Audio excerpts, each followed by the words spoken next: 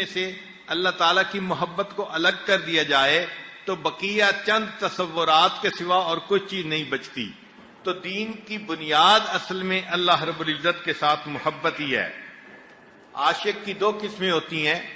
ایک ہوتا ہے عاشق ذاتی، جیسے ماں کو بیٹے سے محبت ہوتی ہے، بیٹا خوبصورت ہو تو بھی ہوتی ہے، خوبصورت نہ ہو تو بھی محبت ہوتی ہے، اس لیے کہ ماں ہے. تو یہ ذاتی محبت کہلاتی ہے. کچھ بندوں کو اللہ تعالیٰ سے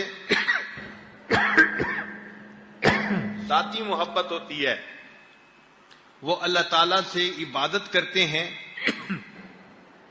مگر اس کے بدلے وہ اللہ تعالیٰ سے کوئی دنیا کی چیز طلب نہیں کرتے بلکہ اللہ کی رضا ہی کی طلبگار ہوتے ہیں. مشہور واقعہ ہے، راوی بصری پر ایک مرتبہ ایک عجیب کیفیت طاری ہوئی. اس کیفیت میں انہوں نے ایک ہاتھ میں پانی کا لوٹا لیا اور ایک ہاتھ میں تھوڑی سی آگ لی اور چل پڑی. کسی نے پوچھا کہ کہاں جا رہی ہیں؟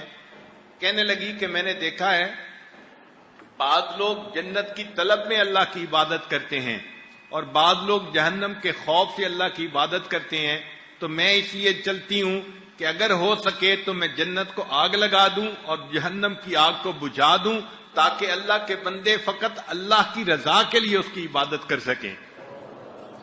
تو ان کی ایک کیفیت تھی کہ ہم کچھ بدلہ نہ چاہیں اللہ سے، فقط اللہ کو راضی کرنا، یہ اس سے بڑھ کر اور کیا جزا ہو سکتی ہے.